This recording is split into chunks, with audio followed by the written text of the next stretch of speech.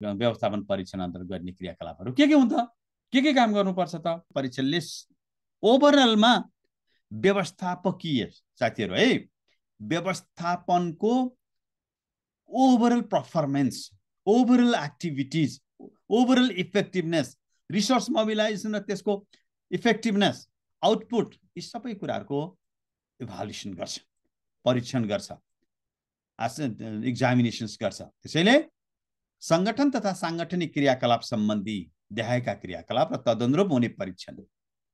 देहायका क्रियाकलापहरू नम्बर 1 स्रोत र साधनको परिचालनको अवस्था, रिसोर्स मोबिलाइजेसनको स्टाटस।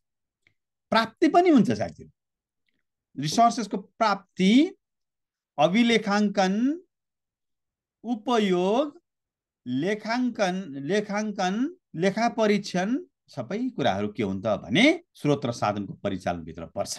स्रोत र साधनको परिचालन है सन्तोष, यो अडिट चाहिँ सामान्यतया सामान्य प्रशासन मन्त्रालयले गर्छ ल। रिसोर्स मोबिलाइजेसनको अवस्था, नीति तथा निर्देशनको पालना र कार्यान्वयनको स्तर। दोस्रो पाटो विभिन्न एजेन्सीहरूबाट, चाहे त्यो एक्जिक्युटिभ्सको तर्फबाट, चाहे त्यो पार्लियामेन्ट्रीको तर्फबाट, चाहे त्यो जुडिसियरीको तर्फबाट, चाहे त्यो कन्स्टिट्युसनल बडिजको तर्फबाट दिएका निर्देशनहरू र नेपाल सरकारले जारी गरेका नीतिहरूको कार्यान्वयन, पालना र कार्यान्वयनको स्तर। कति पालना गर्यो वा गरेन, त्यसलाई एक्सर्साइज गर्यो वा गरेन, त्यसलाई नतिजा उन्मुख ढङ्गबाट परिचालन गर्यो वा गरेन, र त्यसको कार्यान्वयन गर्यो गरेन, त्यसबाट के नतिजा प्राप्त भयो। अर्को प्रशासकीय कानुनको कार्यान्वयनको अवस्था, एडमिनिस्ट्रेटिभ लहरू, चाहे त्यो एडमिनिस्ट्रेटिभ ल कर्मचारी प्रशासनसँग, चाहे त्यो जिन्सी प्रशासनसँग, चाहे त्यो खरिद व्यवस्थापनसँग, चाहे त्यो त्यसपछि गएर तपाईँको चाहिँ यो अर्को चाहिँ उसको त्यो पब्लिक सर्भिस डेलिभरीका सँग, यी धेरैसँग चाहिँ सम्बन्धित भएका प्रशासकीय कानुनहरू, एडमिनिस्ट्रेटिभ लजहरू, जसले प्रशासकीय विधिलाई, प्रशासकीय प्रणालीलाई, प्रशासकीय उद्देश्यलाई, संरचनालाई, जनशक्तिलाई, यी सबै कुरालाई के गर्छ भने गाइड गर्छ। ती कानुनहरूको पालना भयो कि भएन। व्यवस्थापकीय विकासका लागि सुधारका प्रयासहरू, व्यवस्थापनको विकासका लागि सुधारका प्रयासहरू के हुन्छन् त?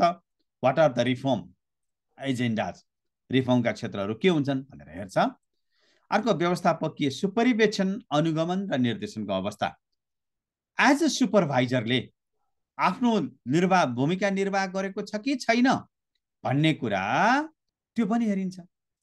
As a supervisor has the role to supervise his or her subordinates, whether the subordinates has a right track or not, they are using the authority as a right manner or not, right timely decisions has been carried out or not, यी सबै कुराहरू व्यवस्थापकीय विकासका लागि व्यवस्थापकीय सुपरिवेक्षण, अनुगमन र निर्देशनको व्यवस्था कस्तो छ, त्यो कार्यान्वयन भएको छ कि छैन, त्यो नियमित छ कि छैन, त्यसको कारणबाट संगठनात्मक प्रभावकारितामा कहीँ प्रतिकूलता सिर्जना भएको छ कि छैन, यी सबै कुराहरू म्यानेजरियल पर्सपेक्टिभ्सबाट एज अ सुपरभाइजरले। त्यो भनेको के भने साथीहरू, लिडरसिपले सही ढङ्गबाट आफूसँग काम गर्ने अनुयायीहरूलाई लिड गरेको, फेसिलिटेट गरेको, कोअर्डिनेट गरेको, सपोर्ट गरेको, अथवा उनीहरूलाई इनर्जाइज गरेको छ कि छैन। अनि समस्या समाधानका लागि गरिएका प्रयासहरूको समीक्षा। व्यवस्थापन परीक्षण अन्तर्गत गर्ने क्रियाकलाप त भेग छ।